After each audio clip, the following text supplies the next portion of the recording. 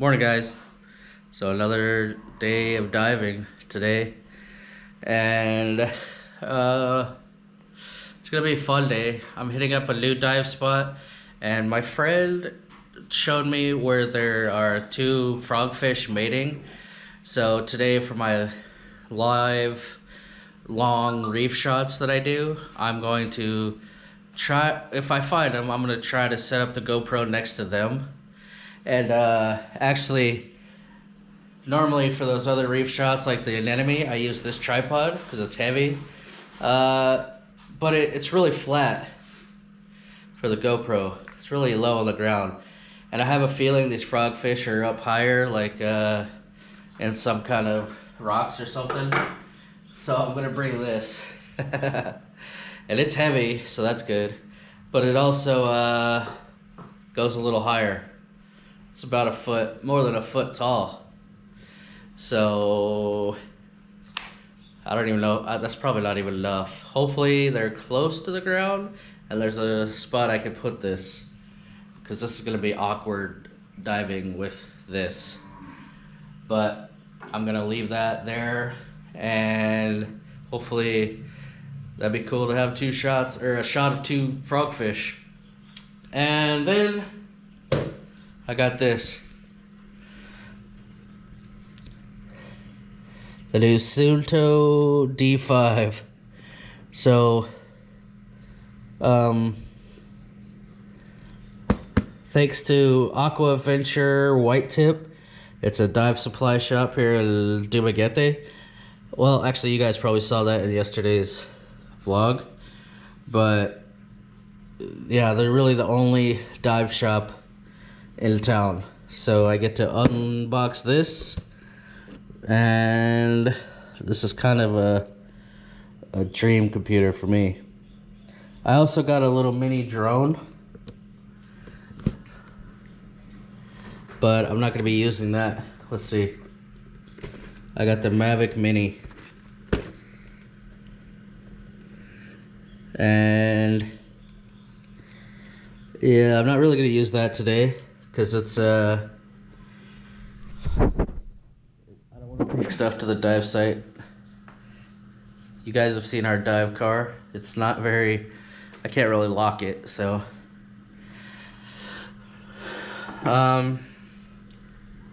so that's it. I'm gonna try out this Mavic. I'm gonna try to film the frogfish with the tripod and the GoPro, and then I'm gonna go off, and supposedly people have been seeing ribbon eels at this site, so if I get lucky I'll find those. So it's gonna be an awesome day. Let's head out.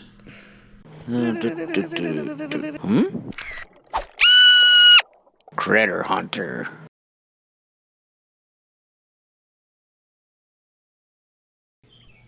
Alright. So Kevin is looking at me through the window, thinking I'm an idiot. He's like, "Water's for drinking, stupid human." Anyways, alright guys, I'm gonna try to scrap this video, get something out of it, because all those clips you just watched, they were filmed a couple days ago in the morning of that dive day. And as soon as I filmed that and I went out to go film more and dive, everything just went downhill, and I had the worst day I've had in a long time. So instead of just scrapping it, I guess I'm just gonna show or tell you what happened. So this might be a boring video. There's not a whole lot of underwater footage, but some of you like seeing the good, the bad, the ugly, my life, not just cinematic underwater footage every day. So that's what this is. So what happened? Man, it was a bad day. Everything just went wrong. I was super excited because a marine biologist friend had a line on a for sure location where he knew where blue ribbon eel lives is always there, and two frogfish, a mating pair of frogfish that basically don't move, that I would be able to set up the GoPro and get a lot of footage. So we talked for a long time getting directions, how I'm going to find this thing underwater.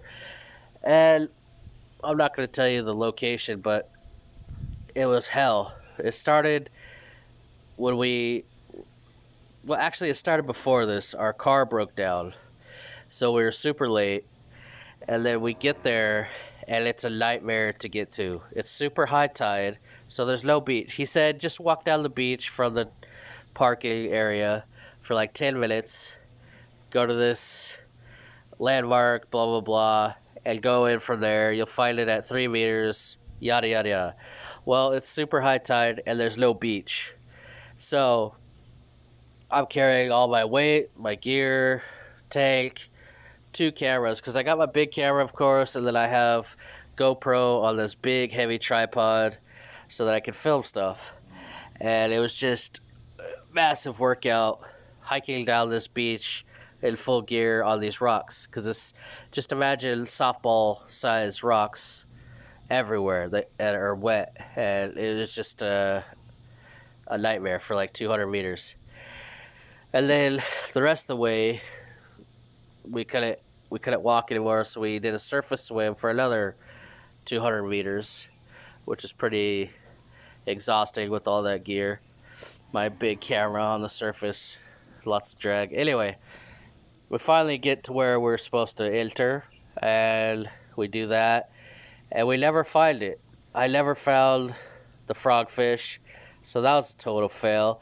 So I signaled to my guide, I need some footage. Let's go film the first thing we find with the GoPro, and then I can, on a normal dive, I'll set up the GoPro, get whatever, and then leave it there and go film with my other camera. We'll go critter hunting and film whatever. So I got lucky, and we found a black ribbon eel, which is really cool, although I hate black. You can never see details. I always skip black frogfish and stuff like that because you can't see anything. Anyway, so I set up the GoPro, and I was trying, for some stupid reason, I was trying a different setting on the GoPro. I tried linear mode, 60 frames per second, all the stuff that you can't change underwater. So I set up the GoPro. Here's a shot. I set up the GoPro right in front of the ribbon eel, and it looked awesome in the screen, so I left it. I came back about 40 minutes later. I went around diving, critter hunting, like I said. I came back 40 minutes later, and when I left, the ribbon eel was like this, staring at the camera. And when I got back, he was like this. Like his head was behind the camera. He was like exploring my camera. So I was like, oh no, it's way too close. There's no focus. I don't know if this is good footage. And it wasn't. I got home and I can't even use it. I'm going to show you here just so you know what I'm talking about, but it's not one of my good quality long live reef videos that I do every Friday, which I was hoping it would be. So that basically the whole hour of diving, I think that dive was 68 minutes, was wasted footage wise. I'm not doing this for fun. This is my business. We have a site. Anyway, it just hurts when I waste a whole dive. So the thing about that location is if you don't find ribbon eels, there's nothing. So even when I went around critter hunting, I found one thing to film. It's the first time that, at least in Darwin, where I've only had like 3 clips on my camera from one dive. Usually I'm busy filming everything. So that one clip was cool though. It was like a bubble coral shrimp. I'm not even sure. I think somebody called it a popcorn shrimp. So it was cool. I did get a few decent quick shots of this. So yeah, I grabbed the camera. We had to start going back because we're pretty far from shore. Like I told you, we were hundreds of meters from the car. So it was a long, long dive. It was 68 minutes and huge distances. So my knees were kind of tired with my jet fins. Anyways, we get out. The car's barely running. We get back to the shop and I start feeling sick. We're doing a surface interval, getting ready for the next dive, and I'm not sure what's going on. I've been doing these rigorous exercises, and I thought I was just, I thought I was just worn out because of the dive we just did. You know, my knees, like everything hurt, and I thought it was a combination of all this exercise I was doing and that dive and the hiking for that dive.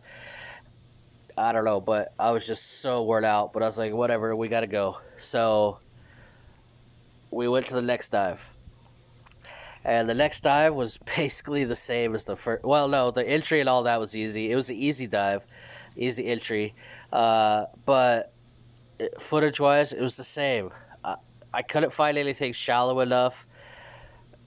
I'm just gonna, there's so many excuses, but we went to these a place called Cars. I think it's called Cars or Rex or something like that, where this old frame of a truck or a multi-cab or whatever it is, and we could film some stuff.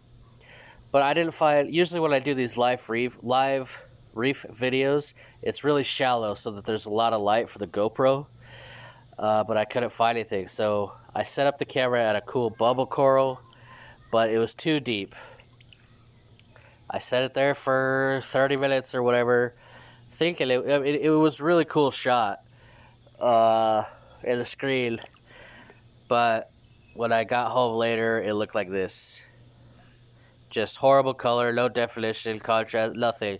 It just looks, it's not even one I could use at all. So, again, the GoPro totally wasted on that. I did find some cool shrimp to film on an enemy. They're always my go-to. If I got nothing, if I'm not finding anything on that dive, I'll always find these. You can even hear me screaming in this video because as I'm trying to film these shrimp, the lemurs, the little clownfish, are biting me. They always bite me. They're worse than a shark. They're the worst animal. Don't trust lemurs. So, about halfway through this dive is when I started getting really sick. I'm never cold. I've never been cold on a dive here in the Philippines. But I started shivering uncontrollably, and I knew it was a fever because it's not cold. My dive computer. Oh, that's another issue I was having. My new dive computer that I was gonna do a review was having all sorts of issues. I think I had the settings wrong or what. I don't know, but it did not. It did not. It was hard to find my no deco times or how much time I had left. It don't matter. Whatever. It was messing up, so that was annoying. But I started shaking uncontrollably. I'm freezing. I felt like I was freezing at like 27 meters, even though my computer said it's like 30 degrees or 29 degrees. So I was just shaking uncontrollably. I knew I had a fever, but I needed footage. My first dive was useless. So, but I had to go. I had to, I was just, my dive master, or my guide was like, "What's your problem?" And I'm like, "Let's go. I'm over it." So by the time we get to the car, I'm telling him, "Dude, I think I got a fever. My whole body just feels dead, no energy, and I'm freezing. I'm shaking. Like I got goosebumps. I'm shaking, and it's horrible." So we get to the dive shop. I clean my gear in like zombie mode. I can't even function. I don't even remember doing it. I was just burning up, but freezing. You know how fevers are. So I get home a little while later. Man, there's a spider. I get home a little while later. My wife takes my temperature, and it's 40 degrees, and I'm just dead. So, of course, I didn't film anything else. And if you have a fever here, you're not gonna go to the hospital and tell them you have a fever. That's like taboo right now. You're gonna be quarantined. You're gonna be a statistic because in our city we have 0 cases. They're just gonna think you have corona right away, and you're gonna be in the news and kicked out of the country. I don't know. So no way I was going to the doctor. But I just took some antibiotics that I have for my travels because I mean on my travels I've had malaria, I've had dengue multiple times, malaria multiple times, chikungunya in Mexico. I've had everything you could think of. Hitchhiking through all of Africa. I had some secrets to get rid of a fever, and it worked. But then it came back in the night, and I had a fever all off and on all night. My wife was up like feeding me stuff and making me drink, and it was a crazy night. It sucked. I'd be freezing and whatever 1 minute, and then sweating my ass off the next minute, and then freezing. It was a shitty night. And then it was even shittier when I felt a little good, and then I looked at all my footage, and it was horrible. So yeah, that's how that day went. And well, I guess now you know. Uh, that's how it is. It wouldn't have been too bad if I didn't get sick, but it was a pretty shit day. But now that I get to thinking about it, at least I did get to go diving, so a bad day of diving is still better than a day in the office, or a good day in the office. So yeah, thank you guys for watching. It's a pretty boring episode, but let me know in the comments below if you made it this far through, and thanks for your support. I love you guys.